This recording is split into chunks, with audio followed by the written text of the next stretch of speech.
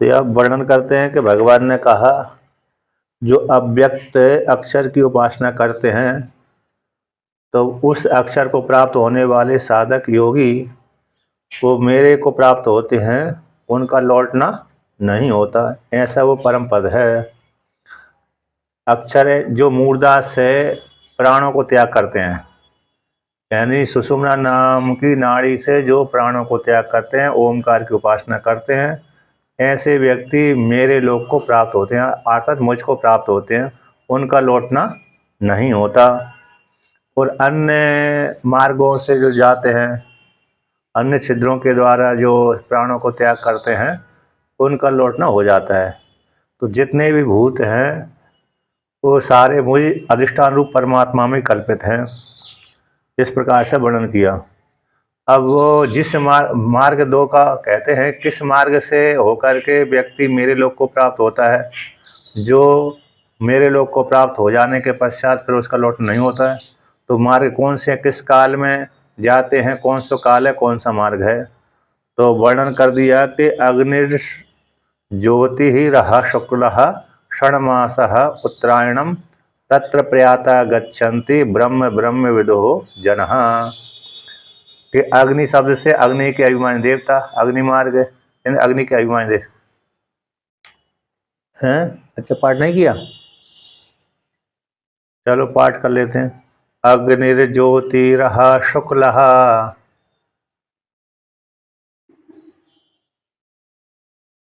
षण्मासा उत्तरायणम तत्र प्रयाता गच्छन्ति ब्रह्म ब्रह्म विदो जनः।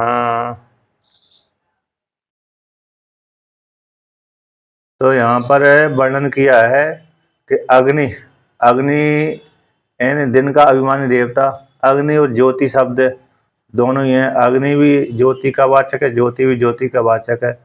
तो अग्नि मार्ग से यानी अग्नि के अभिमानी देवता, दिन के अभिमानी देवता, ज्योति यानी ज्योति के अभिमानी देवता, और रहा यानी आहा, आहा यानी दिन का ही वाचक है। तो ये अग्नि और ज्योति दोनों देवता हो गए। अग्नि अलग देवता हो गए, ज्योति अलग देवता हो गए। ये दोनों देवता, आहा यानी दिन का अभिमानी देवता, शुक्ल यानी शुक्ल के अभिमानी देवता, शुक्ल मार्ग है और मार्ग का अभिमानी देवता। षण्मासा इन 6 मास के अभिमानी देवता, वो उसमें भी 6 मास कौन से, उत्तरायणम।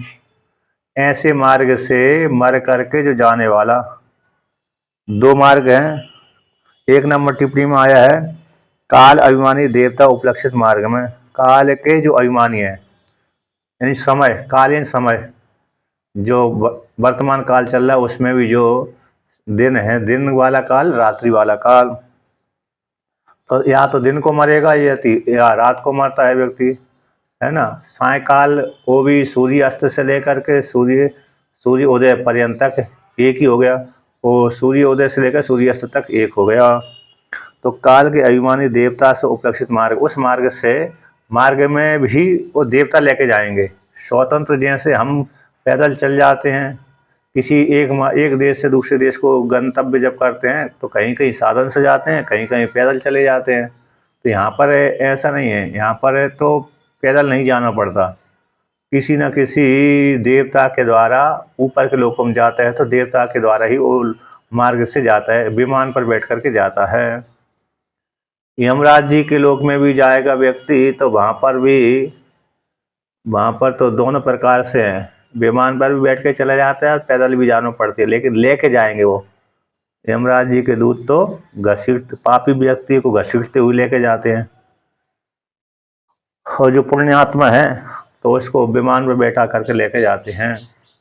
तो इस प्रकार से ऐसे उस मार्ग से चलने वाले व्यक्ति प्रयाता गच्छन्ति, तो जो मर करके जब जाते हैं, दिन के अभिमान देवता अग्नि अभिमान देवता, सूर्य ज्योति अभिमान देवता, दिन अभिमानी देवता से युक्त होकर के, मार्ग से युक्त होकर के, और कृष्ण शुक्ल मार्ग और उत्तरायण मार्ग से युक्त होकर के ये जब मर करके इस मार्गों से जाते हैं, इन मार्गों के माध्यम से, तो कहते हैं ब्रह्म विदो, ब्रह्म को जानने वाले ऐसे जन कहते हैं कि ब्रह्म को प्राप्त होते हैं। वो कहाँ से थे, ब्रह्म विदो जना, ब्रह्म को यानी आत्मा को जानने वाले ऐसे जन कहते हैं कि ये ब्रह्म को गच्छन्ति, ब्रह्म गच्छन्ति, ब्रह्म मर करके वो कैसे आते हैं, ब्रह्म लोक को जाते हैं, इस प्रकार से यानी ब्रह्म को प्राप्त होते हैं, ऐसा वर्णन कर दिया। अब छांदोग्य उपनिषद में भी दो मार्गों का वर्णन आया है, कृष्ण मार्ग और शुक्ल मार्ग। छांदोग्य उपनिषद में, बृहदारण्यक उपनिषद में, इन दोनों मार्गों में ही, दोनों उपनिषदों में ही दोनों मार्गों का वर्णन किया। अन्य अन्य उपनिषदों में वर्णन किया है, तो वही उसी मार्ग को लेकर के, छांदोग्य उपनिषद को लेकर के बृहदारण्य उपनिषद को यहाँ पर वर्णन कर दिया। इस मार्ग से मर करके जाने वाले व्यक्ति उस लोक को प्राप्त होते, फिर लौट करके नहीं आते। यानी उत्तरायण मार्ग से जाने वाले जो व्यक्ति होते हैं, जब गए कहाँ पर, ब्रह्मलोक, ब्रह्म को प्राप्त हुए, तो वो लौट करके नहीं आते। हाँ, जो दूसरे लोकों में गए हैं वो लौट करके आ जाते हैं। अब भगवान भाष्यकार यहाँ पर वर्णन करते हैं, काल प्रधान होकर के, काल की प्रधानता को लेकर के मार्ग दो को उपन्यास का उपक्रम करके उसी में प्रधानीभूत जो देवयान मार्ग है उसको वर्णन करते हैं कि अग्नि, यानी अग्नि ही काल अभिमानी देवता, अग्नि ही काल अभिमानिनी देवता, ततः ज्योतिर्देवता एव काल अभिमानिनी। जैसे अग्नि देवता है, काल का अभिमानी देवता।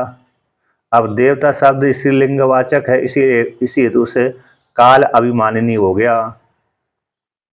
नहीं तो अग्नि शब्द तो पुल्लिंग है, कैसा है, अग्नि शब्द पुल्लिंग का वाचक है, तो काल का अभिमानिनी देवता। उसी प्रकार से ज्योति देवता, ज्योति भी काल का अभिमानिनी देवता है। ऐसे जो ज्योति का ध्यान करने वाले, ब्रह्म की उपासना करने, ऐसे वाले जो उपासक हैं, वो उपासक इस मार्ग से जाते हैं। यानी काल के अभिमानी देवता, ज्योति अभिमानी देवता, उस मार्ग में ये देवता विद्यमान रहते हैं। वो देवता है सेवक गण, उनको वहाँ पर पहुँचा देते हैं। जिस लोक की उन्होंने साधना करी थी, जिस भगवान की साधना करी थी, तो ये देवता सेवक गण है ना, तो उस गंतव्य को ले जाते हैं। जैसे यहाँ पर भी है ना, किसी का बस, ऐसे बस रहती है ना, बस, तो मालिक दूसरा, स्वामी उसका बस का स्वामी दूसरा रहता है, उसके जो सेवक गण लगे रहते हैं कि भाई यहाँ से यहाँ पर तुमको काम करना है। तो उसी प्रकार से वो वहाँ से, इस क्षेत्र से उस क्षेत्र तक वो बस वाले ले जाते हैं, दूसरे वहाँ पर उतार देते हैं, दूसरे बस वाले पर दूसरे को वहाँ से दूसरी जगह ले जाते हैं। उसी प्रकार से यहाँ पर भी देवता जो ईश्वर के विधान के अनुसार इस क्षेत्र से उस क्षेत्र तक, इस मार्ग से लेकर उस मार्ग तक इनकी ड्यूटी रहेगी, और उस मार्ग से लेकर तो आगे के मार्ग तक दूसरे देवता की ड्यूटी रहेगी। आता जी अग्नि देवता, सूर्य देवता, चंद्रमा देवता नहीं है, उनके सेवक गण हैं। उनके क्या से सेवक गण। आतिवाहिक देवता, आतिवाहिक शरीर को ले जाने वाले जो देवता होते हैं, आतिवाहिक शरीर को ले जाने वाले देवता, ले जाने वाले शरीर को ले जाने वाले वो देवता आतिवाहिक देवता। तो ऐसे बहन करने वाले, ले जाने वाले, आतिवाहिक मतलब मार करके जो जाने वाला शरीर, जीवात्मा को लेकर जाने वाले। यद्यपि हम लोगों को दिखते नहीं है, लेकिन जैसे शरीर छूटता है उसी काल में उनका शरीर भी दिव्य हो जाता है। पुराणों में तो बहुत सा वर्णन किया है कि वो देखते ही दिव्य ज्योति की प्राप्ति होगी, आधा दिव्य शरीर उनको प्राप्त हो जाता है। जैसे शिव, अरे जो इसमें है ना, इसमें जो शिवरात्रि व्रत की कथा में, तो जो मृग योनि में गए हुए सारे मृगों को दिव्य शरीर की प्राप्ति हो गई थी उसी काल में। अब बहुत कभी कभी भगवान सभी उजागर करें, विश्वास दिलाने के लिए वो शरीर दिखा देते हैं। जैसे धुंधुकारी है, धुंधुकारी को है, और उसको है शिव पुराण की जो महात्म आता है शुरू में, बिंदुक, बिंदुक नाम का वो जो है ब्राह्मण आदि है, उसको धुंधुकारी को, बिंदुक ब्राह्मण को दिव्य शरीर की प्राप्ति हो जाती, तत्काली दिख जाता लोगों को सामने। तो भगवान विश्वास दिलाने के लिए इस प्रकार से कर देते हैं। तो प्राय करके दिखते नहीं है, बहुत ही कम दिखते हैं। तो ऐसे उन शरीर को लेके चले जाते हैं कौन, जो सेवक गण, अर्थात आतिवाहिक देवता, आतिवाहिक शरीर को ले जाते हैं। ऐसे जो देवता हैं काल अभिमानी ज्योति देवता, उन उपासकों को ले जाते हैं। अथवा कहते हैं अग्नि देवता अलग है, ज्योति देवता अलग है। अथवा जो अग्नि ज्योतिषी यथा श्रुति एव देवते, जैसे अग्नि देवता ज्योतिष देवता सुने गए उसी प्रकार से ज्योतिषी देवता ऐसे जैसे सुनी श्रुति के अनुसार, स्मृति के अनुसार उसी प्रकार जान लेना चाहिए।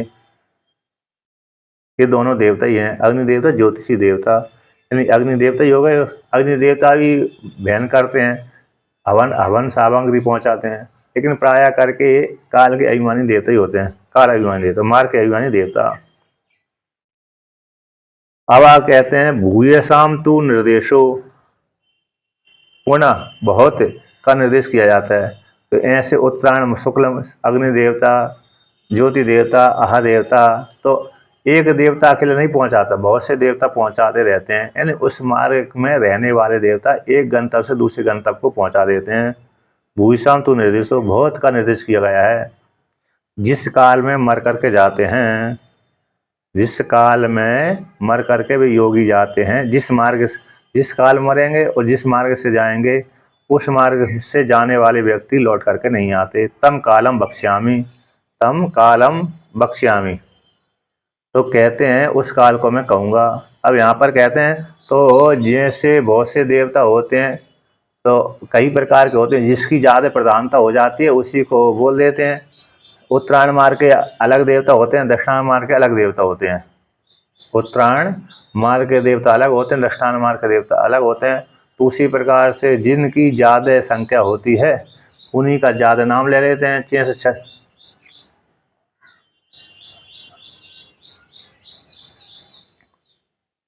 नहीं, ऐसा नहीं है। मतलब जो उत्तरायण मार्ग से गया हुआ व्यक्ति है, अरे उसका लौटना नहीं होता। मतलब ओमकार की उपासना करने वाला जो मोक्ष की इच्छा करता है उसके लिए, जो ओमकार की उपासना की है और जो मोक्ष की इच्छा है,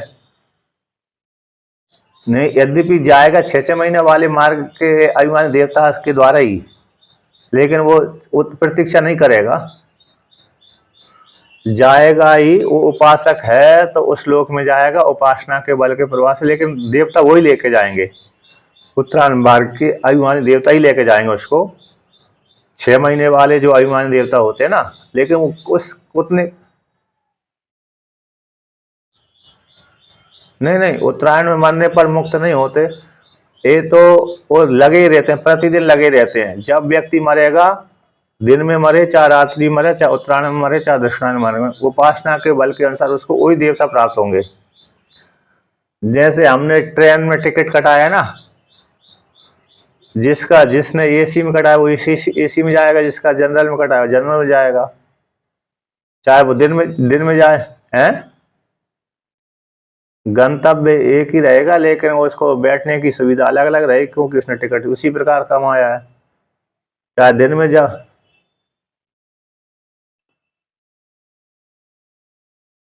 तो वो तो दर्शन उसको, हाँ, वो तो उसी में जाएगा। जो उपासना बिल्कुल नहीं की, कुछ कर्म नहीं किया, तो जाए समझिए तृतीय गति हो जाएगी उसकी, तो उसको तो मार्ग ही नहीं प्राप्त होगा। हाँ, उत्तरायण जैसे एक संवत्सर में 2 होते हैं ना। एक संवत्सर है, एक वर्ष में 6 महीनों को उत्तरायण बोलते हैं। अभी सूर्य भगवान जैसे मकर संक्रांति आई ना, सूर्य भगवान जब मकर में प्रवेश कर गए, वहीं से चालू हो जाते लगभग, तो सूर्य भगवान अब उत्तरायण दिशा को चल रहे हैं।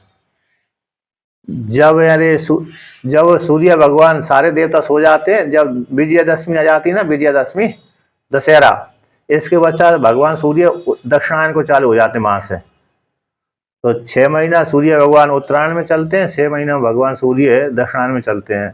जैसे कृष्ण पक्ष शुक्ल पक्ष है, तो उत्तरायण मार्ग के अभिमानी देवता, मतलब उपासना करने वाले इस मार्ग के अभिमानी देवता उसको लेकर जाते, इस मार्ग से जाएंगे। लेकिन शास्त्र के अनुसार ही हम देखते हैं, जानते हैं, प्रत्यक्ष हमारी आंखों के द्वारा नहीं देखते। प्रत्यक्ष तो कौन देखता है? योगी देखता है। जो योग साधना करने वाला है उसको देखते हैं ये, कि हाँ अमुक व्यक्ति अभी मरा है, मर करके जी इस मार्ग से जा रहा है, उसको तो दिख जाते हैं योग की साधना के बल के प्रभाव से, लेकिन हम लोगों को नहीं देखते। इस प्रकार से। तो एक 6 महीने, एक साल में 2 मार्ग होते हैं, उत्तरायण मार्ग, दक्षिणायन मार्ग। तो उत्तरायण मार्ग की चर्चा चल रही है। अतः देवता बहुत होते हैं, इसलिए उत्तरायण मार्ग के देवता का नाम बोल दिया।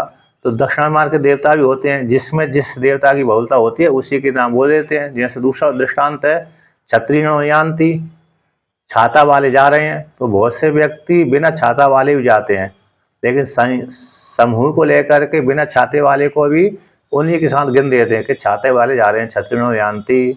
उसी प्रकार से यहाँ पर दृष्टांत देते हैं, आम्र वनवत।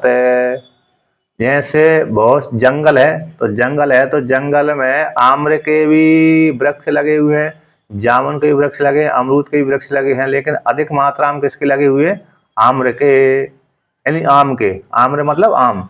तो आम के वृक्ष ज्यादा लगे होने के कारण उसको हम बोल लेते हैं ये आम का बगीचा है, आम्र का वन है। नीम का वन, जंग, अरे उसका अमरूद आदि है, इमली आदि के वृक्ष तो लगे हैं, लेकिन कम मात्रा में लगे हैं, लेकिन उनको नहीं बोल देते। तो जिसकी बहुलता हो जाती है उसी को बोल देते थे। उसी प्रकार से यहाँ पर उत्तरायण मार्ग के अभिमान देवता की बहुलता है, तो उत्तरायण मार्ग के दक्षिणायन मार्ग की जहाँ पर बहुलता हो जाएगी तो वहाँ पर उनकी, इसलिए बहुत से देवता हैं उस मार्ग में चलते हैं, उत्तरायण मार्ग के अभिमान देवता। तो ज्योति वाले हैं, उत्तरायण मार्ग मतलब ज्योति वाला मार्ग है, प्रकाश वाला मार्ग है। तो इस प्रकाश वाले मार्ग से कौन जाएंगे? जो उपासना करने हैं, उपासना करते हैं, जो कर्म कांड करते हैं वो नहीं, तो उस मार्ग से जाते हैं। यानी यहाँ पर टीका है, मार्ग द्वय में भी काल आदि के अभिमानी देवता है, काल शब्द के द्वारा कहा गया। मार्ग द्वय में भी जो काल आदि में अभिमान करने वाले अभिमानी देवता है, वो काल शब्द के द्वारा कहे। उस काल में मरने वाले व्यक्ति, वो देवता उस व्यक्ति को लेकर जाते हैं। अभिमान, यहाँ पर कहते हैं काल अभिमानी नाम भूयस्वर। काल में अभिमान करने वाले देवताओं का बहुत होने से काल शब्द के द्वारा सारे देवताओं को उपलक्षित करके उपलक्षित्वम विवक्षत्व काल कथनम। तो बहुत से काल में एक देवता नहीं है, दो देवता नहीं है, बहुत से देवता है। अग्नि देवता अलग है, ज्योति देवता अलग है, दिन के अभिमान देवता अलग है, शुक्ल के अभिमानी, शुक्ल पक्ष के और फिर शुक्ल पक्ष के, कृष्ण पक्ष के, शुक्ल पक्ष के बहुत देवता है, उत्तरायण के भी बहुत देवता है। उस प्रकार से यहाँ पर टीकाकार कहते हैं, जैसे आम्रों का भूस्त होने से अन्य अन्य वृक्षों के विद्यमान हो जाने पर भी सारे, कहते सारे आम्रों का वन निर्दिष्ट कर दिया जाता है। जैसे बहुत से आम्र के वन ज्यादा हैं, आम्र का वृक्ष ज्यादा है, लेकिन अन्य वृक्ष कम है, इसलिए आम्रों के द्वारा निर्देश कर दिया जाता है।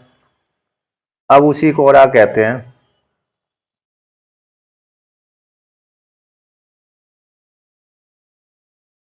यहाँ पर कौन सा आया है? इति, आम्रवन इति स्थित।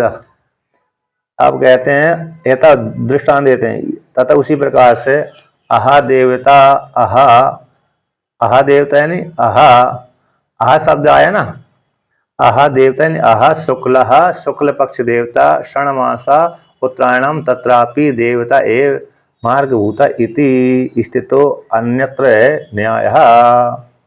कहते हैं आह शब्द आया, अग्नि देवता ज्योति देवता का वर्णन कर दिया, वो भी मार्ग के अभिमानी देवता हैं, उस मार्ग से लेकर जाते हैं। तो आहा यानी हा किसने? आहा के अभिमानी देवता यानी दिन के अभिमानी देवता, और शुक्ल यानी शुक्ल पक्ष के अभिमानी देवता, षणमासा उत्तरायणम यानी 6 महीने के अभिमानी देवता। वहां पर षणमास उत्तरायणम में भी, यहाँ पर भी, तत्रापि यहाँ पर भी देवता ही, ये देवता कौन है? वो देवता ही मार्गभूता, जो मार्ग में स्थित हैं, अर्थात साधक को लेकर जाते हैं।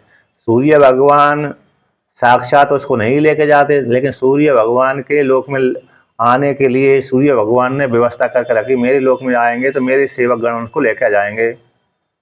जैसे आपने भागवत पुराण में सुना ही होगा कि धुंधुकारी को तो सेवक गण लेके गए थे। धुंधुकारी को विष्णु भगवान के लोक में जब लेके गए दूत, तो दूत लेके आए, लेकिन जब उनको गोकर्ण को, तो गोकर्ण को तो भगवान विष्णु ही लेके गए थे, सुना है ना।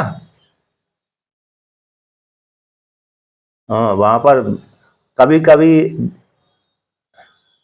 नहीं, हाँ, विमान का मतलब वहां पर स्पष्ट वर्णन किया ना दूतों ने कि धुंधुकारी को तो हम लेके जा रहे हैं, अन्य जो दूसरी बार कथा सुनेंगे तो गांव वालों को भी लेके लेने के लिए भगवान व्यवस्था कर देंगे, विमान आ जाएंगे, तो दूसरे भी आ गए। लेकिन जब अरे गोकर्ण के विषय में पूछा उन्होंने, तो सेवक गणों ने उन्होंने कहा कि तुमको तो भगवान विष्णु ही लेने के लिए आएंगे। इतने बड़े ब्रह्मवेत्ता थे ना वो, और विद्वान थे, भक्त थे, सारे सब कुछ थे, तो भगवान विष्णु लेने के लिए आए। तो बहुत ही कम ऐसा होता है कि भगवान लेने के लिए आ जाए, लेकिन ज्यादातर सेवक गण लेके जाते हैं इस प्रकार से। तो मतलब वो महिमा हो गई। महिमा किसकी हो गई कि जो ज्यादा भक्ति भक्ति करता है उसको भगवान स्वयं ही लेने के लिए आ जाते हैं। जैसे वाल्मीकि रामायण में भी तो आता है। तो अरे कौन, जो ऋषि मुनियों को लेने के लिए भगवान इंद्र देवता इंद्र देवता भी अपने साथ विमान लेकर के ही आए थे, लेकिन वो गए नहीं है। बहुत से ऋषि है ना वहां पर, सर्वंग आदि ऋषि, मतलब अरे एक ऋषि तो चले गए थे राम जी से पहले, सबरी के जो गुरु थे ना, दक्षिण भारत में श्रृंगेरी में रहते थे क्या नाम उनका, मतंग ऋषि। मतंग ऋषि तो पहले से ही चले गए थे। वो सबरी को आदेश दे के चले गए थे, राम जी आएंगे तो प्रतीक्षा करते रहना। तो वो तो पहले ही चले गए, लेकिन दूसरे दूसरे ऋषि नहीं गए हैं। सुतीक्षण नहीं गए थे, हाँ, सुतीक्षण को भी लेने के लिए आए थे इंद्र देवता, लेकिन वो नहीं गए, लेकिन मतंग ऋषि चले गए थे। जिस प्रकार से तो यहाँ पर कहते हैं, यहाँ पर भी देवता सबसे मार्ग भूता देवता जो उत्तरायण मार्ग के देवता हैं, वो देवता मार्ग भूता है।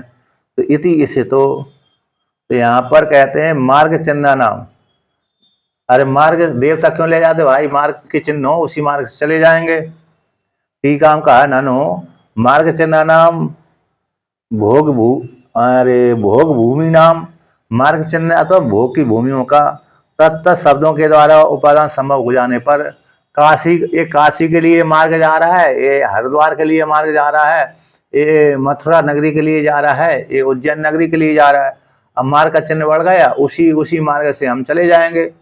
वो भोग भोगने के लिए एक इधर काशी है ना, इधर मथुरा है, इधर हरिद्वार है, इधर उज्जैन नगरी है, इधर अयोध्या नगरी है। तो वहां पर भाई चिन्ह लगा हुआ है, चौक पे हम चले गए, वहीं से उसी चिन्ह को पकड़ करके इसी मार्ग को पकड़ चले जाएंगे। फिर देवता को क्यों लिया, तो देवता का ग्रहण क्यों किया गया, ये शंका आई। तो कहते ब्रह्म सूत्र का सूत्र आते आति वाहिका तल्लिंगात, आति वाहिका तल्लिंगात, यानी आति वाहिका यानी अर्षिद आदि जो देवता है, दिन के अभिमान देवता हैं, वो देवता ब्रह्मलोक में इन उपासकों को ले जाते हैं। अति वहन करने वाले, वाहिका है वहां प्राप्त धातु रहती है, तो अतिक्रमण करके लेके जाते हैं, अतः इस अति वहन करते हैं, अतः सूक्ष्म शरीर को यानी उपासकों को, ये आतिवाहिक देवता है, दिन आदि के अभिमान देवता है, उस उपासकों को इस मार्ग से लेके जाते हैं। क्योंकि व्यक्ति ने मार्ग नहीं देखा है, व्यक्ति ने मार्ग नहीं देखा, कठिनाई होती है। जो देखा हुआ मार्ग से तो व्यक्ति चला जाता है, बिना देखा हुआ मार्ग से व्यक्ति नहीं जाता। जैसे जंगल से जाना है, जंगल वाले जो मार्ग होते ना, आपने वहां की परिक्रमा, उत्तराखंड के जो 4 धाम होते हैं ना, उत्तराखंड के 4 धाम के 2 मार्ग हैं। एक मार्ग तो रोड वाला है, तो व्यक्ति आसान पूर्वक चला जाता है, लेकिन दूसरा मार्ग है पहाड़ों से होकर के जाता है व्यक्ति। पहाड़ों जैसे यमुनोत्री गया, यमुनोत्री में सीधा अरे वहां से हरिद्वार से सीधा देहरादून गया, और देहरादून से सीधा यमुनोत्री चला गया, सीधा रोड।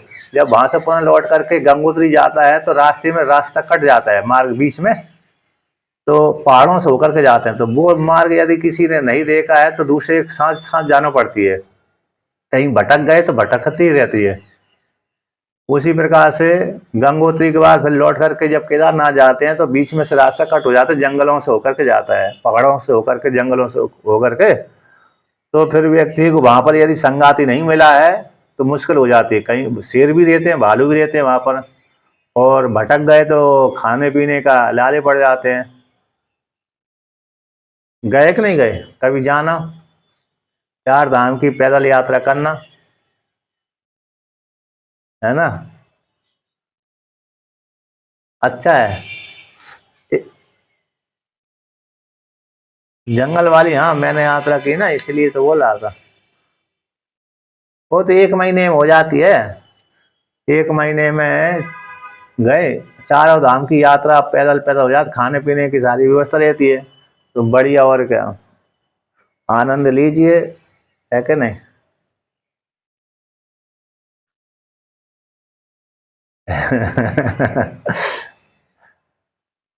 नहीं नहीं, उसमें महात्मा महात्मा लोग उस मार्ग से जाते रहते हैं और चिन्ह बने रहते हैं, तो फिर भी थोड़ा थोड़ा अरे कभी कभी मतलब रहती है, अनुमान भी लग जाता है। तो उस मार्ग सा मतलब दृष्टांत है। तो जंगल का मार्ग यदि नहीं देखता देखा है, नहीं जाना है, लेकिन तो उसमें भटक जाते हैं, तो इसलिए तो कौन लेके जाते हैं, आदि वाहिक देवता, ये लेके जाते हैं। आता तल्लिंगात, अब तल्लिंगा से ऐसा लिंग होने से, अब वहां पर ब्रह्मलोक में जब जाएंगे, तो ब्रह्मलोक में जाएंगे तो वायु लोक पर्यंत तक तो यहाँ के व्यवस्थित जो मनु महाराज की सृष्टि काल के ये देवता हैं वो लेके जाते हैं, किंतु ब्रह्मलोक के जो पुरुष हैं, ब्रह्मलोक की सृष्टि मनु महाराज ने नहीं की, इसलिए मानव उसको नहीं लेके जाते, बल्कि अमानव ही पुरुष उसको लेके जाता है। ब्रह्मा जी के मन से उत्पन्न होने वाले जो देवता हैं, वे देवता ही सेवक गण, वो ही उनको अमानव कहते हैं। ऐसे व्यक्ति ब्रह्मलोक में उन उपासकों को लेकर जाते हैं जो ओमकार की अंग्र उपासना करते, ओमकार की उपासना अंग्र उपासना करते, वो उन व्यक्तियों को अमानव पुरुष ले जाते। कहाँ से लेके जाते हैं, वायु लोक से लेके जाते हैं। वायु लोक से ऊपर जब लेकर जाएंगे तो ब्रह्म सूत्र में उनका वर्णन किया है, सभी सारे वहाँ का दृष्टांत दे दिया कि इसके बाद ये जाने, इसके इस लोक के बाद ये लोक आएगा, ये लोक के बाद ये लोक आएगा, ऐसा। तो अंतिम वाला कौन सा हो जाएगा, वायु लोक है। वायु लोक के पश्चात फिर सीधा अमानव पुरुष ही लेकर जाता है, इस प्रकार से। तो वहां पर ये सूत्र है ब्रह्म सूत्र का, चौथे अध्याय के तीसरे पाद का चौथा चौथा सूत्र है। चौथे अध्याय का तीसरा पाद का चौथा सूत्र है। वो सूत्र का नाम है आतिवाहिकाश तरलिंगात, इस सूत्र के द्वारा। इस प्रकार से इति अन्यत्र न्याय, अन्यत्र भी जान लेना चाहिए। अन्यत्र का मतलब का अर्थ हो गया कि उत्तरायण मार्ग और दक्षिणायन मार्ग दोनों में जान लेना चाहिए, यानी तेसाम उनका, तेसाम अग्नि आदि देवता के सामीप्यम, सामीप्य में तत्व सप्तमी। तो इस प्रकार से वहां पर जो स्थित हैं, इन देवताओं के पास में पहुंचा देते हैं उपासकों को। वहां पर उपासकों को उन देवता के, जिस देवता के साधना करी है उस देवता के पास में उनके सेवकगण पहुंचा देते हैं। लौकिक दृष्टांत, लौकिक में भी तो होता है, जैसे कोई आश्रम के महंत जी हैं और दूसरा व्यक्ति दर्शन करने के लिए गया, तो लेकिन उनकी दर्शन करने में बड़ी समस्या होती है, तो उनके सेवक गण उनको, जो स्वामी जी के महात्मा जी के सेवक गण हैं, और महात्मा जी से जो दर्शन करने आए उसको उसके कमरे में पहुंचा देता है, ये हमारे स्वामी हैं, मतलब ये आप दर्शन कर लीजिए, इनसे वार्तालाप जो करना कर लीजिए। होता है कि नहीं होता। बहुत जगह तो बहुत जगह तो आश्रम के महंत जी जल्दी मिल जाते हैं, और बहुत जगह तो बहुत ही पापड़ बेलना पड़ती है, किसी को दर्शन करना है ना, जिनकी ज़्यादा ख्याति होती है उनके दर्शन करने में ज़्यादा कठिनाई होती है, और जिनकी ज़्यादा अरे ख्याति नहीं है, उनके उनके दर्शन आसान हो जाते हैं। आपके मैंने सत्यचिरंजी सत्यानंद जी महाराज, हाँ मतलब ये है उपाधि को लेकर।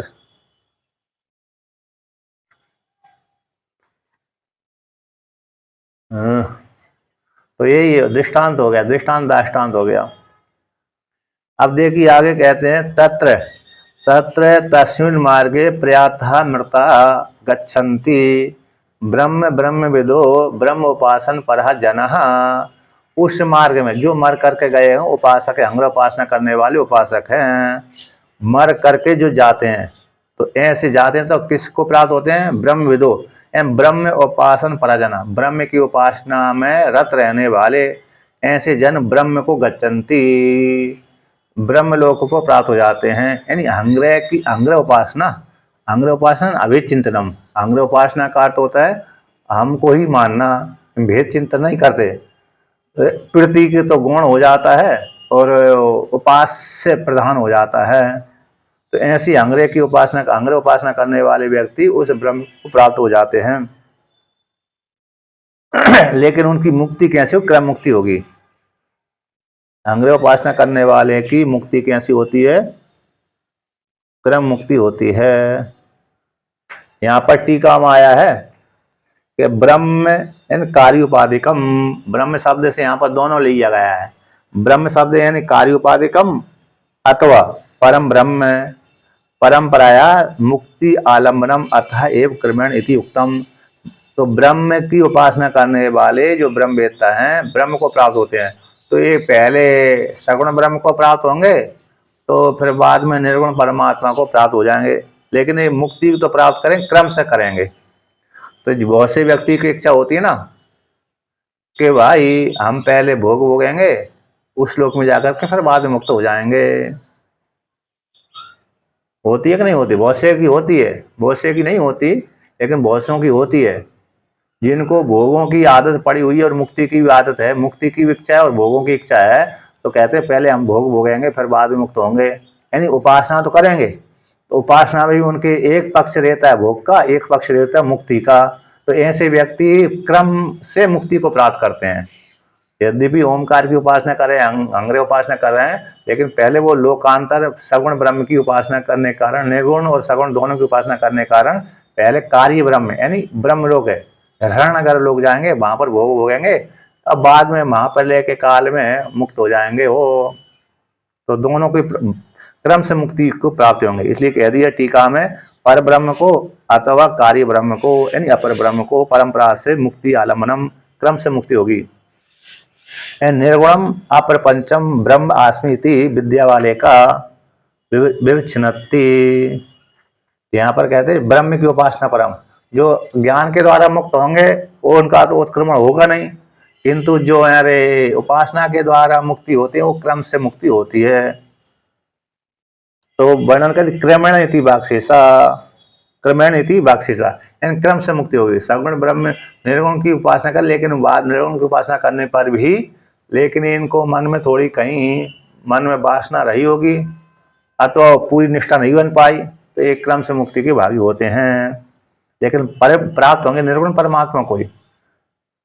अब उसी को कहते हैं, तो कहते निर्गुण परमात्मा का ज्ञान के द्वारा जिसको मोक्ष फल की प्राप्ति हो गई, ब्रह्म ज्ञान के आत्मज्ञान के द्वारा जिसको आत्म तत्व की प्राप्ति हो गई है, हम ब्रह्मास्मि यही चिंतन कर लिया, उसने जान लिया है ना, ब्रह्म ज्ञान के द्वारा अविद्या की निवृत्ति हो गई, तो उसके लिए भी कोई मार्ग है कि अथवा नहीं है।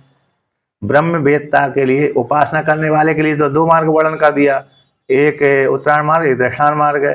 यानी कर्म कांड करने वालों के लिए दक्षिणायन मार्ग हो गया, उपासना करने वाले के लिए उत्तरायण मार्ग है। उसी प्रकार से जो ब्रह्म वेत्ता हैं, ब्रह्म ज्ञानी हैं, उनके लिए भी कोई मार्ग है अथवा नहीं है, ऐसी शंका हो जाने पर कहते हैं नहीं सद्यो मुक्ति भाजाम सम्यक दर्शन निष्ठानाम गतिर अगतिर भाग कुचित अस्ति।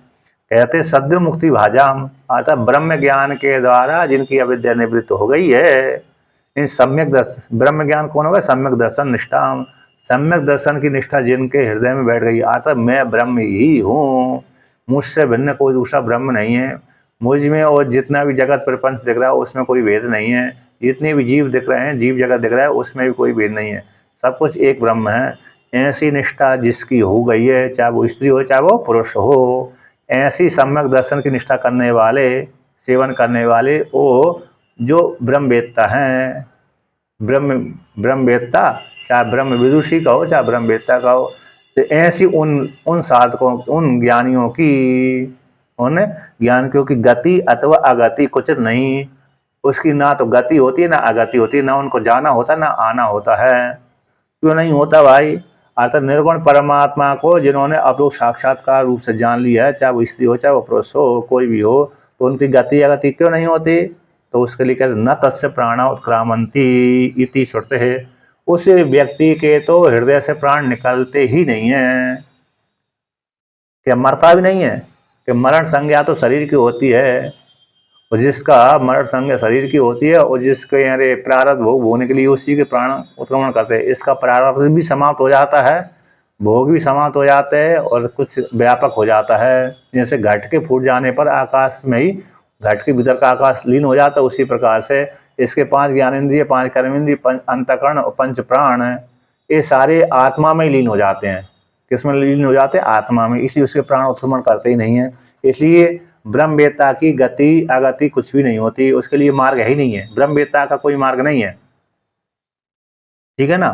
वो मार्ग किसके लिए? उपासना करने वालों का और कर्मकांडियों का मार्ग है। ब्रह्मवेत्ता का कोई मार्ग नहीं, कोई गति नहीं है, गति भी नहीं है, लौटना आना और जाना दोनों ही नहीं होते, उसके प्राण उत्क्रमण करते नहीं, कहीं जाते नहीं है, व्यापक हो जाते हैं यहीं पर। तो ब्रह्म संलीन प्राण एव ते ब्रह्मया ब्रह्मभूता एव ते क्रमेण तु गच्छन्ति ब्रह्म ब्रह्मविदो जनः।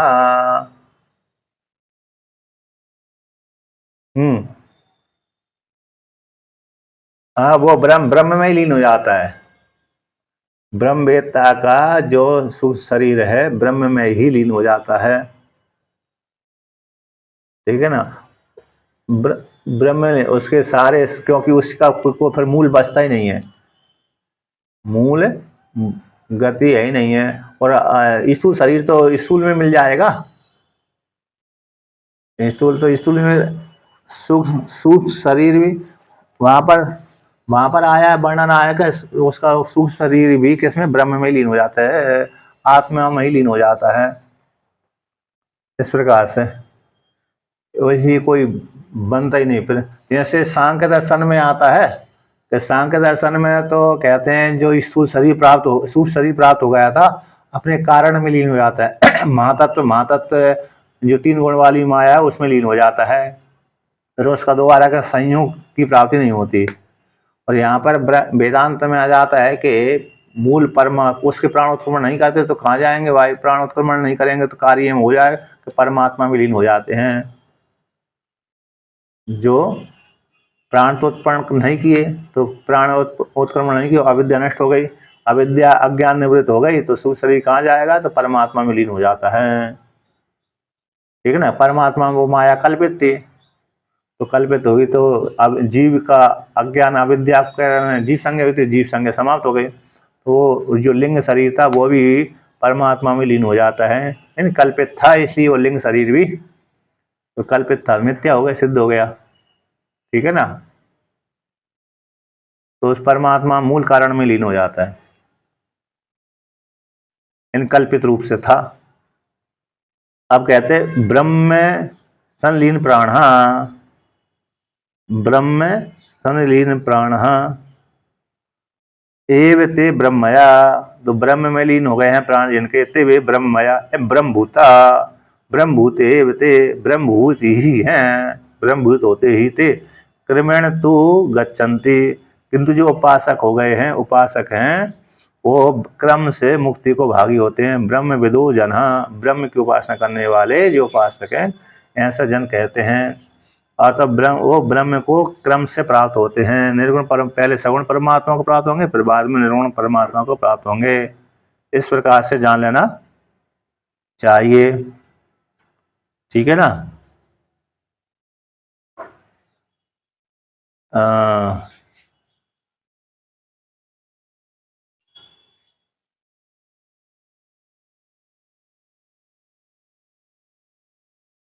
यहाँ पर जो चर्चा किसकी है, कि चर्चा यहाँ पर उपासकों की है, इसी निर्गुण परमात्मा की चर्चा नहीं है, ये क्रम से मुक्ति के भागी वो होते हैं। अब अंग्रह उपासना करने वालों का वर्णन कर दिया, अब कर्मकांडी को लेकर कहते हैं, तो उसी को कर्मकांडी किस मार्ग से आएंगे? तो इस मार्ग से जाएंगे। तो धूमो रात्रिस्ततः कृष्ण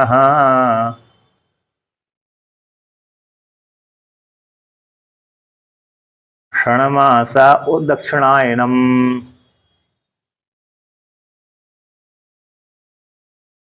तत्र चांद्रमसम ज्योतिर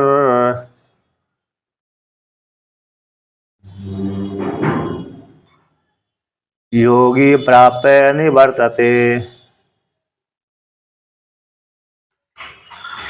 कहते हैं उसी प्रकार से धूमो इन धूम का अभिमानी देवता, रात्रि इन रात्रि का अभिमानी देवता। जैसे अग्नि ज्योति कहा था, उसी प्रकार धूम धूम और रात्रि, और धूम इन धूम का अभिमानी देवता, धूम मार्ग से मार्ग का अभिमानी देवता, मार्ग और मार्ग का अभिमानी देवता। रात्रि इन रात्रि और रात्रि का अभिमानी देवता रात्रि मार्ग है। उसी में कृष्ण मार्ग है, यानी शुक्ल पक्ष कृष्ण पक्ष, और दक्षिणा क्षण मास दक्षिणायनम, और 6 महीने जो सूर्य भगवान जब दक्षिण दिशा को चलते हैं। अच्छा, दक्षिण दिशा में जब सूर्य भगवान चलते हैं तब उनकी गति तेज होती है, रथ की गति। जब सूर्य भगवान उत्तरायण दिशा को चलते हैं तो उनकी गति, उनके रथ की गति धीमी होती है, ऐसा वर्णन करते हैं।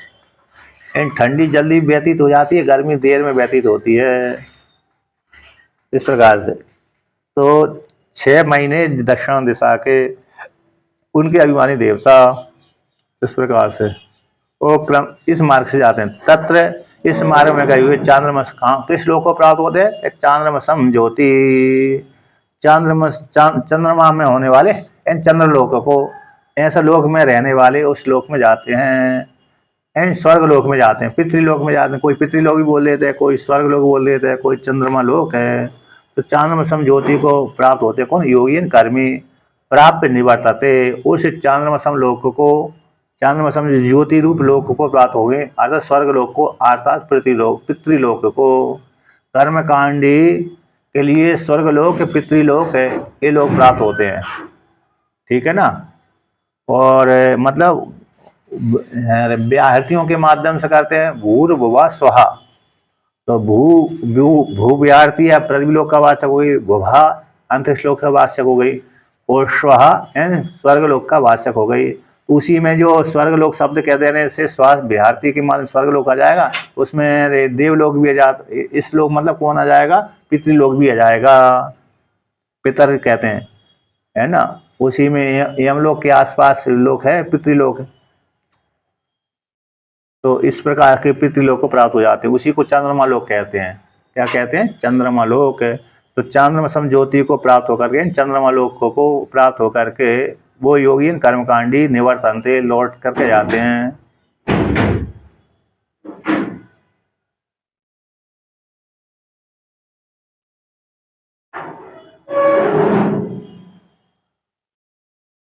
मेरे को सुनाई समझ में नहीं आई, दोबारा बोलिए।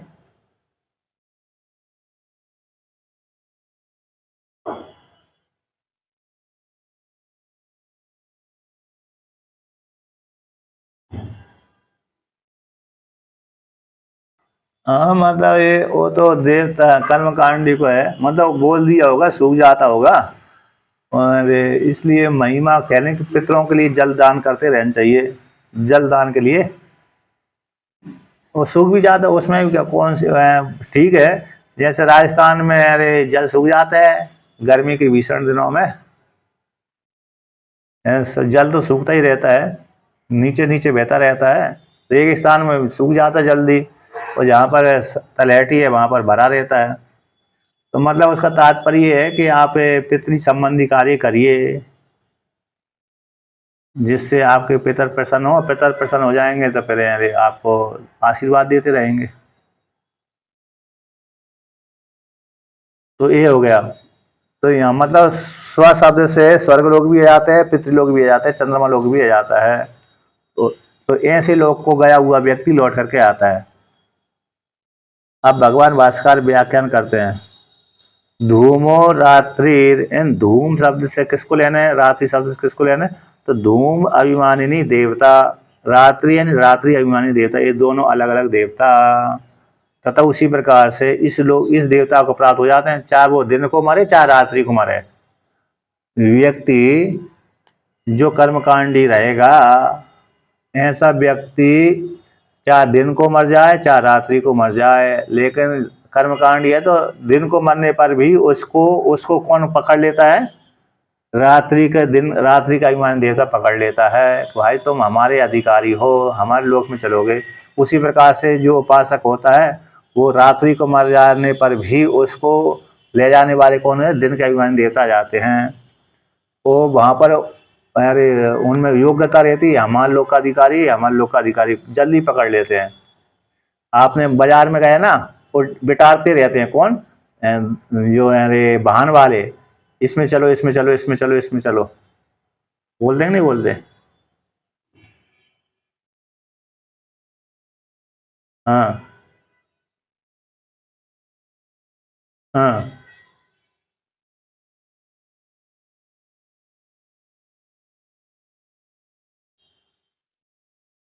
हाँ, किसी भी काल में मरे, चाहे दिन में मरे, चाहे रात्रि मरे, चाहे शुक्ल पक्ष में मरे, चाहे कृष्ण पक्ष में मरे, चाहे दक्षिणायन में मरे, चाहे उत्तरायण में मरे, लेकिन कर्मी है तो दक्षिणायन मार्ग से ही जाएगा। कर्म के अनुसार ही गति होती है, इसलिए वो दक्षिणायन मार्ग के अभिमानी देवता ही, रात धूम के अभिमानी देवता ही लेके जाएंगे उसको, चाहे किसी भी दिन मरे। दिन कौन है?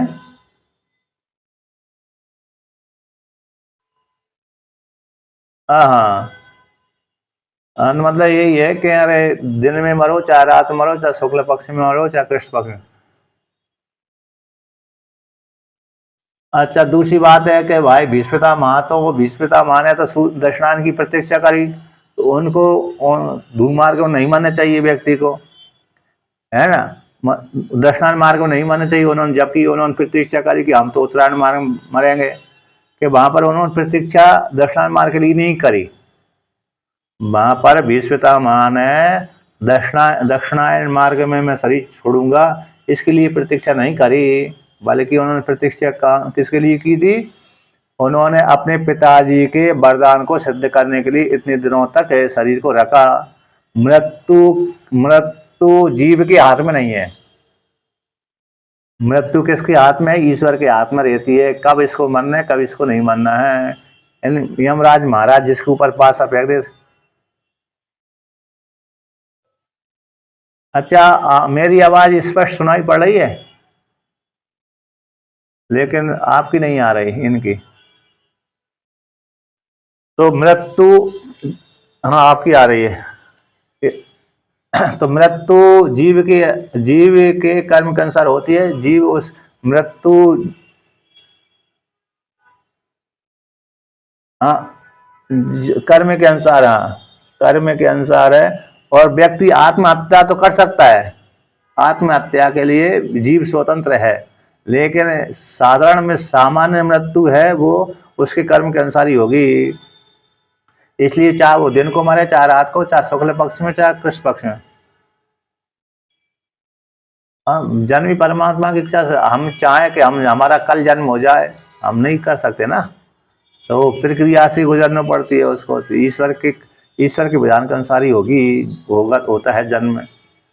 कोई लाख कोशिश भी कर ले कि मैं भाई इसी घर में पैदा होऊंगा मर करके, तो अभी कुछ नहीं हो सकता है क्या नहीं? ईश्वर के अधीन होकर के ही होता है वो सब।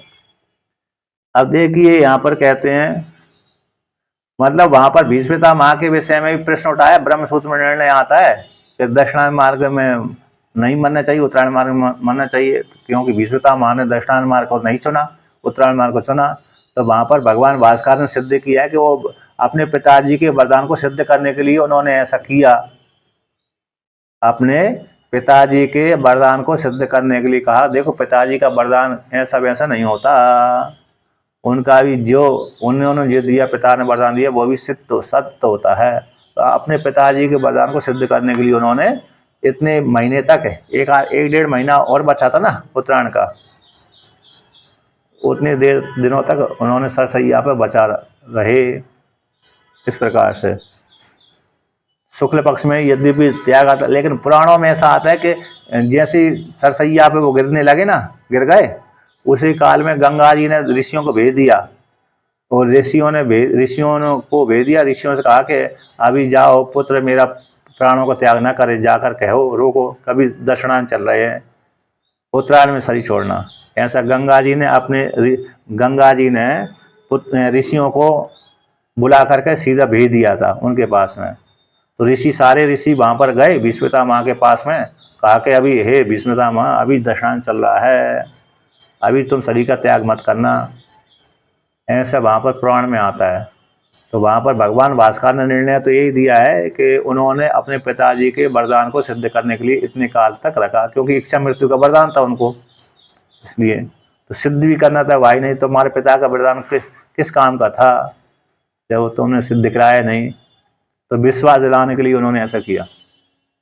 तो देखिए, तथा उसी प्रकार से कृष्ण यानी कृष्ण पक्ष देवता षणमासा दक्षिणायनम इति पूर्ववद एव देवता ही, पूर्व के समान देवता ही ग्रहण कर लेना चाहिए।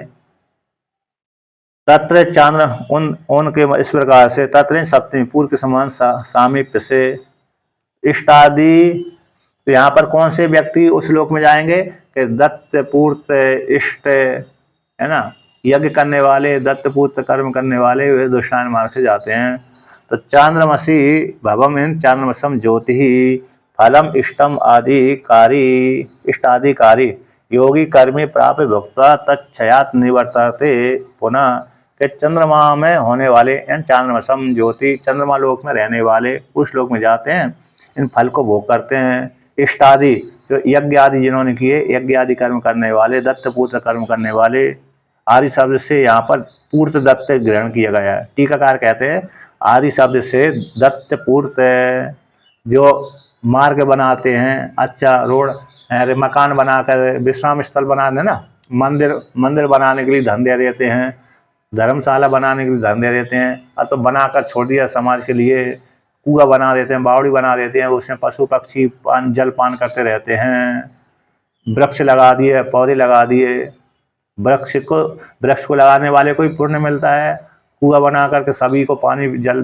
पीने के लिए दे दिया, तालाब बना करके सभी को पीने के लिए दे दिया, तो ऐसे व्यक्तियों को ही पुण्य मिलता है। तो मंदिर के लिए जगह दे दिया, मंदिर बना दिया, आश्रम बना दिया और उनके लिए धन दे दिया इत्यादि। तो ये दत्त पूर्त, गंगा स्नान, नर्मदा स्नान इत्यादि स्नान आदि के माध्यम से जो दत्त पूर्त कोटि में आते हैं, तो ऐसे व्यक्ति उसमें उस लोक को जाते हैं। कैसे किस लोक को जाते हैं कि दृष्टार मार्ग को जाते हैं। तो ऐसे कर्मी जो हैं उस लोक को जा करके कर्म का फल भोग करके छह कर्मों के छह हो जाने से पुनः लौट करके जाते हैं।